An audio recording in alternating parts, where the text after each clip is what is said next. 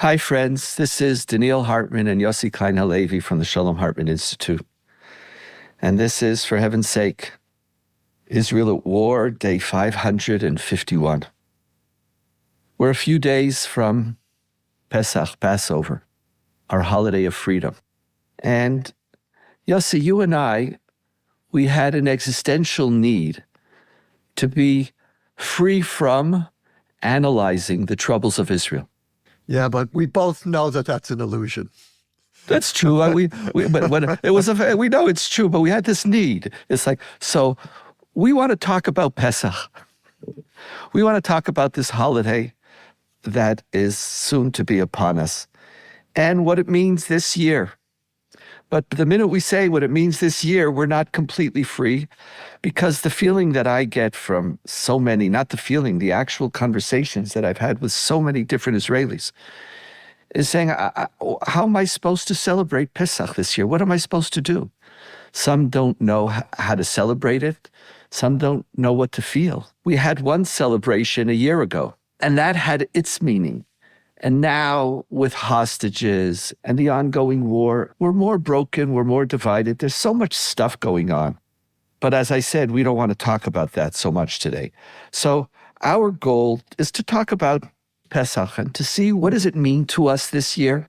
How do we intend on celebrating it with our families and our friends?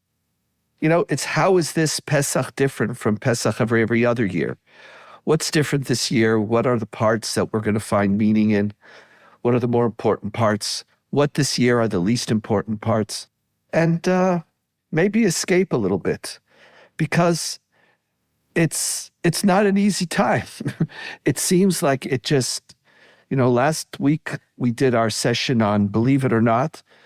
As we were preparing for today, we said we need Believe It or Not 2. So we're not going to do Believe It or Not, because, we love Israel. And we don't want, even though it's a troubled country, I think we need a break from analyzing our troubles for 1 week. And I apologize to our audience. Let's call it the masochistic Zionists that many of us have become. So this week, we're going to talk about freedom and all that it might mean, what this holiday is about. But just so much happened that before we even get there, just, maybe it's a yetzer hara, it's an evil inclination. Still, yesterday, the Supreme Court overturned the Netanyahu government's attempt to fire the head of the Shin Bet for no cause. Or what they called a cause was, we lost our confidence. And they said you could fire him, but you can't fire him the way you fired him for the reasons you fired. So that they put the government almost in a penalty box and said, okay, now come up with a new system and a new way of talking about this. There is some rule of law. There is some process with which we get rid of the people who are supposed to be the gatekeepers of democracy and law and order in our country. And you can't just get rid of them at whim, because all of a sudden one day they're running an investigation into Qatargate. So this was a huge, huge loss for the Netanyahu government. It was huge, and the responses were huge. Maybe just some thoughts that you have. Just, we can't skip over this, and then we're going to truly be free. So Yossi, take us. Look, I think it was a very good day for Israeli democracy. And it did help reinforce the struggle to protect our freedom in Israel. In that sense, I think it was a terrific prelude to Pesach. And what I think the Supreme Court was affirming were really two principles, and you touched on both, but I would just like to elaborate a little bit on both. The first is that there's due process. You can't substitute due process for hiring and firing within the civil service, within the security establishment, on the basis of a prime minister's whim. Suddenly, I don't like this guy, suddenly. That's not how it works. The prime minister does have the ultimate right to hire and fire, but within limits. It's not capricious. Yossi, technically, by the way, the prime minister doesn't, the government does. The government is even more important. That's much more important, yes. Yeah. So the second principle that the court affirmed, and here it was more delicate, but nevertheless, I think in some ways more powerful. And that is telling the government you can't fire the head of the Shin Bet while the Shin Bet is investigating the prime minister. Now, if you look at the pattern of how Netanyahu has behaved toward the judicial system, all these years, he was a stalwart of an independent judiciary. Then he gets into his legal complications, and suddenly the court is overreaching, the court is overbearing, it's a threat to democracy, doing a 180-degree turn. And what he's trying to do, even as he tried to fire the head of the Shin Bet, is to fire the attorney general who is presiding over his corruption trial. So what the Supreme Court did yesterday is draw a red line and say, we are not going to allow you to tamper with the system. The context that you gave to this was very helpful to me, because instead of kvetching about Israeli society, about all of this, you said this was a good day. Oh, it was and it really was a magnificent day. The court was courageous, and the conservative justices on the panel supported the decision. Right. This is I want to speak about that for a moment, and that is that the decision was unanimous. Yes. It wasn't a court divided between left-wing justices and right-wing justices. The whole language that is being promulgated today and put forth that we have to save the court. There were justices here who were the darlings of the right. One of them was the person who they wanted to appoint as the head of the court, the Chief Justice. And he also joined. It was unanimous. Because the rule of law is not supposed to be a left-wing and right-wing issue. Firing the head of the Shin Bet while they're investigating you, that's not the country we want to live in. And these are people of conscience.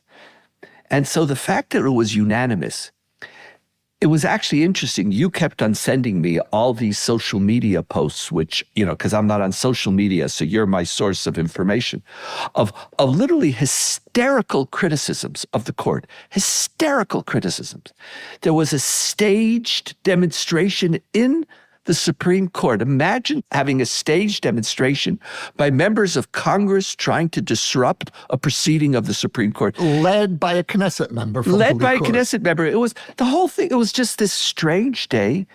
And at the end of the day, they said, what are we talking about? We're not going to buy into this left-wing, right-wing divide on every issue. That's not what it's about. This is a rule of law. And so this really was a good day. You know what the most telling moment for me of how good a day it was? There was an interview with the commander of the police, who has not been a stalwart of democratic norms. He's the appointee of the far-right minister, Ben-Gvir. Who vetted him before he hired him. He vetted him to make sure, you're going to be my guy. And he showed every indication of falling into line. Yesterday, he gave an interview in Ben-Gvir's presence saying, of course, we're going to follow the ruling of the Supreme Court. We will defend Israeli democracy to the last ounce of our blood. And Ben-Gvir shut him down. And he turns to Ben-Gvir and he says, let me finish. Let me speak. I said, whoa, all you have to do to affirm the rule of law is stand up to the bullies. That's how it works. It's not the autocrats or the would-be autocrats who determine the fate of democracy. It's the people who are supposed to be defending democracy. So if we go back, so thank you. I have a feeling that you and I could talk about this the whole podcast, but we're going to stop because we want to. So if today's a day of freedom from some degree of insanity, of this insanity, and if you look at the discussions around it, it's like, the chief of police had to say this because members of the government were openly calling on us to ignore. If the Supreme Court doesn't decide with us, we have to ignore the Supreme Court. This was a crazy moment. So we're free from that. And so, but you want more, Yossi? More deep, yes, Okay. Yes, because this is an affirmation of the structure of law that guarantees our freedom. Right. Great. Okay. Can we go now to Pesach? All right. Okay. Let's do it. It's coming. My soul needs it. This was positive. It was a good day. There will be not good days, but today was a good day. As I said in the introduction, so many Israelis are saying, how do I celebrate? What ambivalence are you coming with? Like, we're all ambivalent.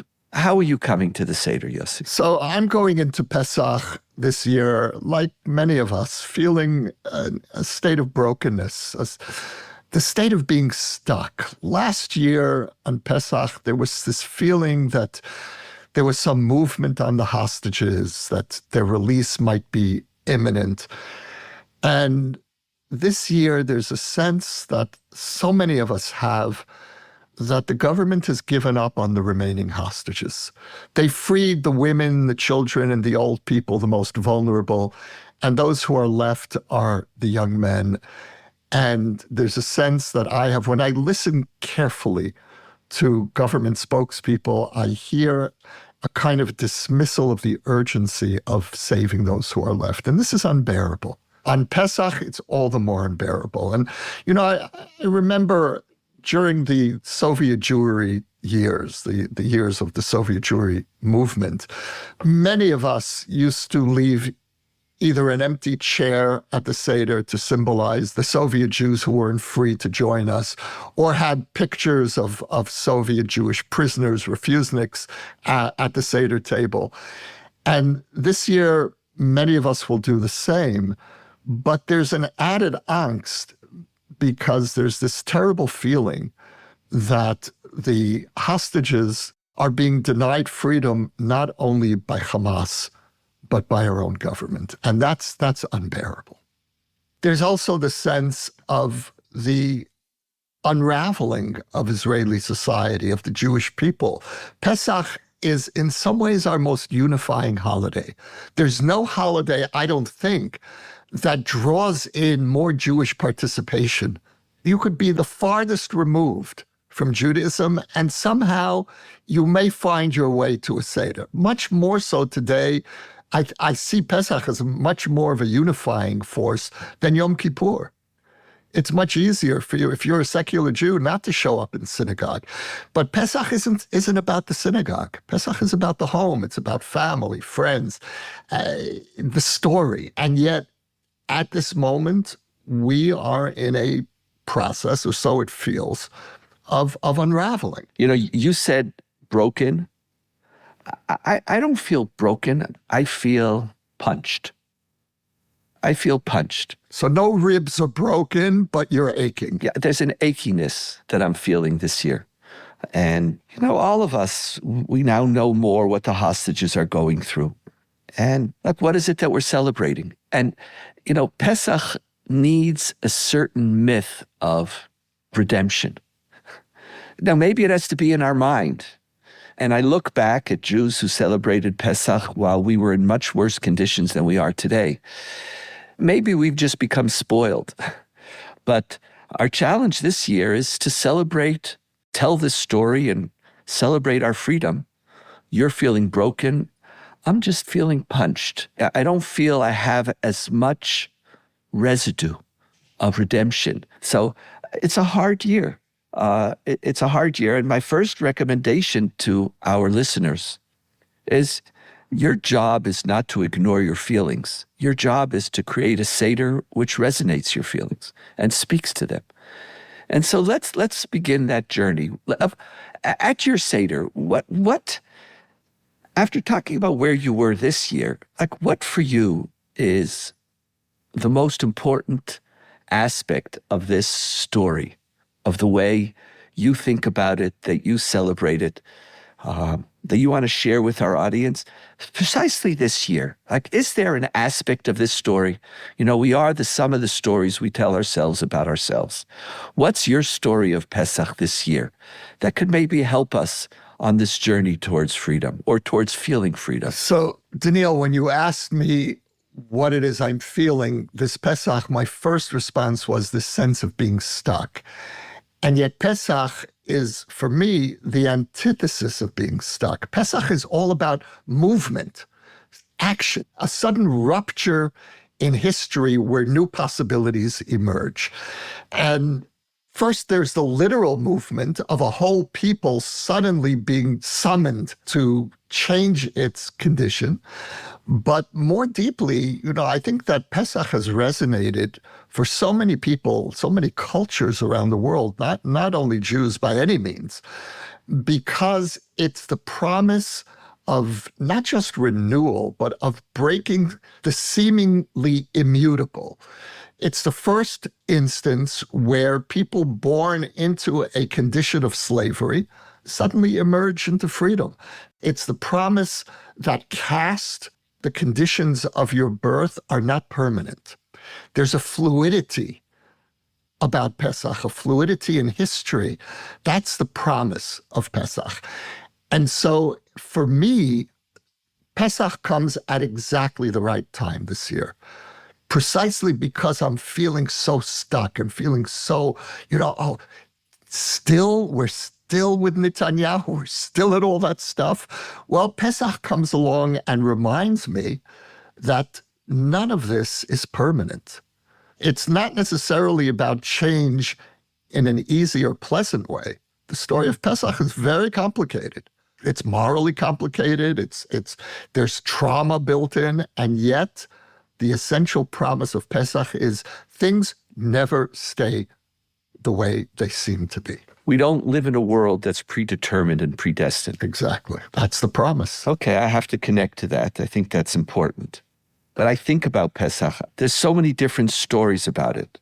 But there's a part that I've always resonated with. And I feel this year is doubly and triply important to me. And it connects also to what you said when you mentioned that Pesach is shared by so many other cultures. It's not just a Jewish holiday, but it really is the ultimate Jewish holiday. Okay, the giving of Torah is also pretty particular, but if you think about it, this is like God's marriage and love affair with the Jewish people. This is where we're formed as a people in this moment. This is our day of independence, not our day of sovereign independence, but our beginning as a people, because we were a people before we were sovereign in our land. This is really our day of independence and freedom. But it's a day in which God, who promised to Abraham that I'm going to look out for your descendants. I'm going to look out for them. I got your back. Wherever you go, I'm going to go, and I'm going to make your name great. I'm going to save you. I'm with you. And on Pesach, it's God bestowing huge amount of love on us, care, and using all of God's almost infinite powers to save the Jewish people. And as our tradition says, to bear us on eagle wings, to freedom. It's the most private, personal Jewish story.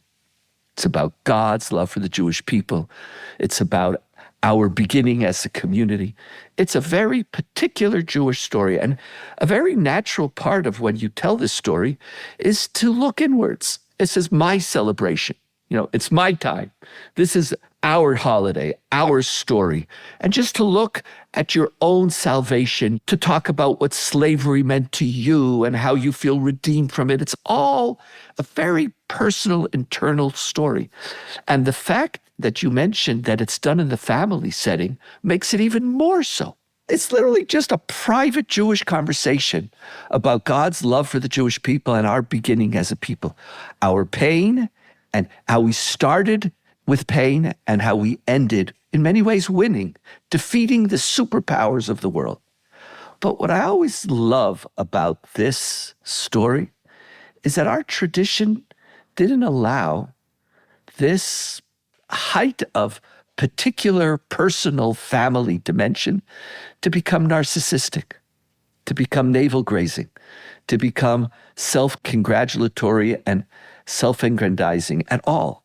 One of the remarkable things is that in the Bible, half of Pesach is a particular story, and the other half is challenging us to ask, what are your moral responsibilities to others, to the disempowered Jews, to strangers who live in your midst, to people who work for you? It's not that it just became universal. It became a story of growth. It became a story of saying that if you are free, what do you learn from this? Like, how do you become more? How does Pesach fight mediocrity and become a catalyst for you to ask, if you are a slave, what type of person do you want to be? And so I just love this idea, Yossi, that we could have been such, it could have been just, banging each other on the head, drinking wine, like just celebrating, like this. Yom Ha'atzmaut in Israel, they have those stupid hammers, or they used to. Oh, I love those hammers. It just doesn't do that. You miss those hammers. They scared. When we made Aliyah, and we went down into the streets, people, I thought we were petrified. We didn't know what we're supposed to do. People are hitting us with hammers, with these plastic little BP hammers. So there's something about that. I just love what you're saying, Donniel. And it's so beautiful, because let's stay with that for a moment, because one of my takeaways from what you're saying is that what Pesach models for us is that the more we enter the particularity of our story, the more true we are to the essence of our own story, the more universal appeal it has. And this is really important, I think, for the Jewish people today, because our greatest fault line is the particular universal divide. Those who are pulling in a tribal direction, those who are pulling in a tikkun olam direction. And what you're saying two things. First is that the more, and this is my interpretation of what you're saying, is that, again, the more deeply we go into our tribalism, the more that story has universal resonance. But it isn't only going into our tribalism. That's not enough, because that's the second part of what you're saying, which is that what Pesach demands of us is to see our tribal story as a way of relating to the other. And when we model that, that's the power. Right. That the Jewish people can take. Because Pesach was not just about our suffering. Right. And it's very interesting. What I was speaking about almost doesn't exist in the whole Passover Haggadah. It's the Passover story in the Bible. Our Passover Haggadah, in the traditional sense, is a very limiting Haggadah. And it only tells the tribal victory.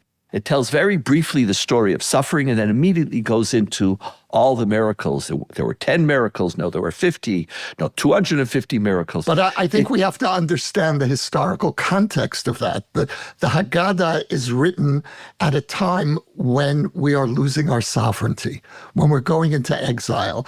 And so in that sense, the Haggadah is telling a story, Good. a I relentlessly appreciate that. tribal story that would sustain us. Victory. That would sustain us in exile. Fair enough. But we're not in exile anymore, and we need a postscript, in a way, to the Haggadah. We have to go back to the Bible. Right. The biblical story of Pesach has a richness. And today, I can't tell you how many times I go and I'm speaking to various Israeli Jewish groups. And just yesterday, I spoke at a program at the Institute, which is working with young Israeli Palestinian leadership who could help us try to forge new possibilities for shared society. And after October 7th, each one of us is concentrated on our victimhood, on our tragedy.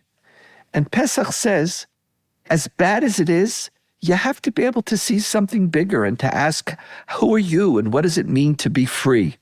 And to be free is not only to be free from your suffering, it's to be free to combat all suffering. There's something about that, like our people, that we were able to do that. It's for me, it's a commercial on why to be a Jew. It's just, so for me, this is a very deep part of the story.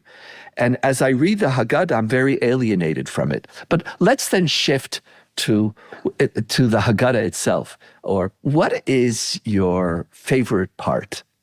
Do you have a favorite part that you love? I do, but it's interesting because here is a perfect illustration of how you and I diverge. What our kind of natural default Jewish identity is. For me, my favorite part is matzah, which is in some ways the most prosaic, most self-evident part of the seder, but not in the way that the Haggadah itself speaks about matzah. For me, it's not about our poverty. It's not a reminder that we were slaves in Egypt. It's not a reminder that we need to be kind to the stranger. That's not where I take this.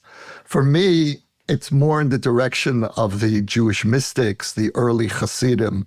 And their teaching of matzah was that this is a metaphor for the qualities that we need to develop in ourselves to be receptacles for God's presence, that God enters into history. And when I spoke earlier about the fluidity of history and how Pesach really is a rupture in history, for me, what that means as a religious person, it means God entering history. And it's God's presence in the story that's the center point. Now, I understand for many Jews, that's a problem. For many Jews... But before you do that, Yossi, how does that connect to matzah? So matzah is the metaphor for the work that we need to do on ourselves in order to experience God's presence, the reality of God's presence. So, for example, matzah is seen by the Jewish mystics as a symbol of humility. You know, and it's the bread of poverty, but they don't mean material poverty. They mean the necessary impoverishment of cravings, of the senses, of transforming yourself into a higher spiritual state. And that's one element of how they understood matzah as a metaphor for humility. And you can't bring God into your life if you don't make space for God, if you don't confine the self to a smaller space, to allow the greater self. You know the rabbinic saying where God says to a person who is boastful, he and I can't live in the same world. Yes, exactly. So and he and I can't live in the same being.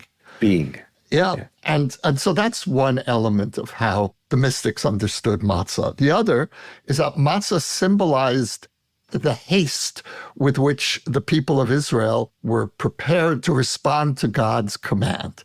That God says, leave Egypt at midnight, and they don't have time to bake bread because they are responding to God's command.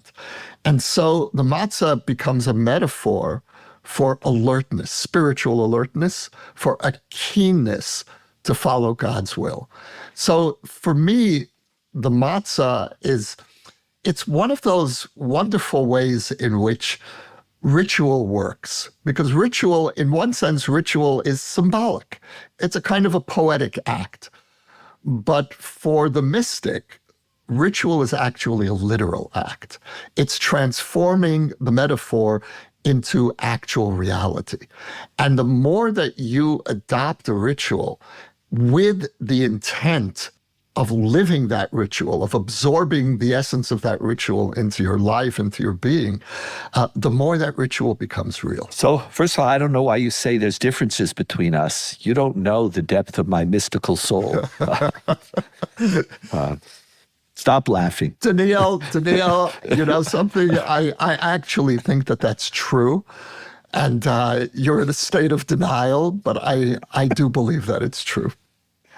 So I don't know if I should say thank you about that or not, but beautiful. No, it's, so it's just an example of how during the Passover seder we're put in front of so many symbols, and to try to be creative and what do they mean, and what do they mean for each one of us, and what are we looking to experience in our lives. There is a part of the seder that for me, I've ignored for the last number of years. It's not that I've ignored it, it's there, but I'm usually so tired by the time we get there, it almost feels like a burden. It's like a slavery.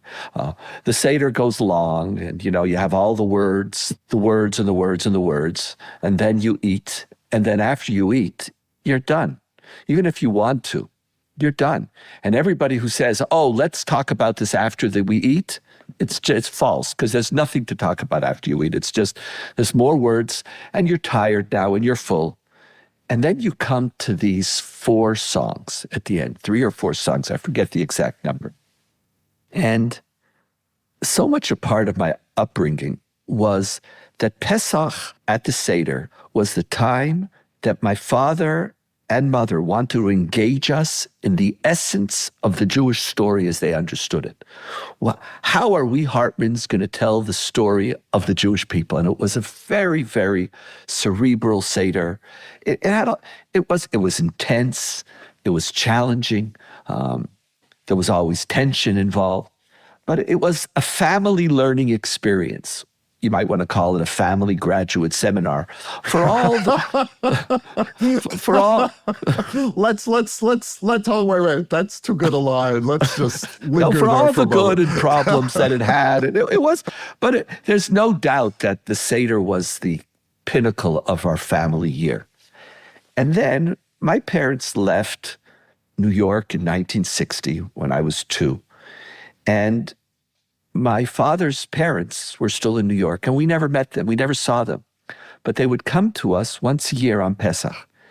And my father's father was in old Jerusalem. He was born in Jerusalem.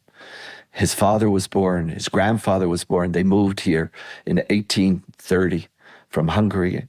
And this was his world. It was a very primitive, impoverished Jewish Jerusalem experience. And he moved to the United States, and he never made it in the United States. Very poor man. But his great skill was he was Shalom. Shalom Hartman comes from his name, Shalom. He was the Jerusalemite, and he knew how to sing. And almost the only memories, I don't remember ever talking to my grandfather. But the only memory I have of him is when we came to these songs, he would sing them in Arabic as they would learn it in Jerusalem. Wow. How amazing. And it was magic. It was magic. And the beauty of these songs is that, you know, there are Jews who try to find and to interpret the meaning of the goat who I don't know, who's eaten by the cat, who's destroyed by the dog and the sick and all, like one knows how great, all these repetitive songs. And they try to give them different interpretations. And it turns out that, you know what these songs were? I was just hearing a report on the radio the other day. Somebody who has a doctorate actually wrote a doctorate on Chad Gadya, on the goat. That there is a genre of, I think they're technically called cumulative songs, where each verse builds on the next. And it turns out that this is not a Jewish thing. This is a general thing. And they were very often drinking songs in taverns, and very, very joyful. Now, our challenge in the Seder, and this I remember from my grandfather, and then I remember my father, who didn't speak Arabic, pretending to speak Arabic. And he would be singing, like he thought he was fooling. But he was like, it was like all the intensity of the Seder was dissipated. And it was just joy. And just like forget the interpretations. These songs are insane. They're not meant to have meaning. They're meant to just be joyful songs, especially after you've already drunk 4 cups of wine. It turns out that when now I have to ask, what is the sum of the stories that we Hartmans have told? One of the things that I remember the most is the simple joy, the joy of my grandfather, the joy of my father at these songs. And so this year, I want to get to them early enough that we could experience the joy without being too tired. Because maybe part of what we need this holiday of freedom, Yossi, needs to have also some joy. Beautiful. We need to, we have to get back to some joy. Without that, Yossi, what does it mean to be free if you don't have some joy? So I want to get there this year. Yossi, any last thoughts? Yeah, I think that one of the most remarkable characteristics of Pesach is its malleability. I mean, you can take this story in so many different directions. And one of the things that I love about Judaism in modernity is the freedom to take this story in so many counterintuitive directions. Think of all the multiplicity of Haggadahs that have been produced in this last generation. The different themes. There's feminism. There's the universal liberation. There's the Haggadah of the land of Israel, the unbelievable proliferation of Haggadahs that the kibbutz movement produced. And each Haggadah has its own particular flavor. And so Pesach in our time is an opportunity, I think, to balance the deep foundations of tradition with our own eccentric inclinations, whether as individuals or as families or as communities. And there's something liberating about being able to liberate the tradition. In some ways, that is something that I really cherish about Pesach in our time. So Yossi, thank you. It's a complicated Pesach. We're not going to forget that 59 members of our family aren't free. We're not going to forget that we're still at war. And we're not going to forget that there's a lot of killing and dying happening right now, also in Gaza. We're not going to forget all the pain, and we're not going to forget that our world isn't liberated. But I'm going to go back to what you said. It's not determined. We're not stuck. It doesn't have to be that way. And maybe with that hope and with the challenge that you also gave at the end for us to be creative, to tell our own story. By the way, also to skip certain sections. There's no mitzvah. Absolutely. There's no mitzvah anywhere which says that you have to say everything. Actually, the Haggadah itself tells you don't. When it says there's a section which says, these are the three things that you have to say. That means these things. You're not Pesach, Matzah, and Maror. You don't have to say everything. Skip. Give yourself time to breathe. Be free. Between us, and if you quote me, I'll deny that I said it. I skip most of the Haggadah and focus on the essence. I can't, Yossi. You're too. I can't handle that. It's too much of me. But in any event, people, be free. Remember that our people and many people in our area aren't free. And may next Pesach be a holiday where we could celebrate, never complete, but a more full freedom. Be well, Yossi. Be well to our audience. Chag Sameach. Happy holiday, everyone. Chag Sameach.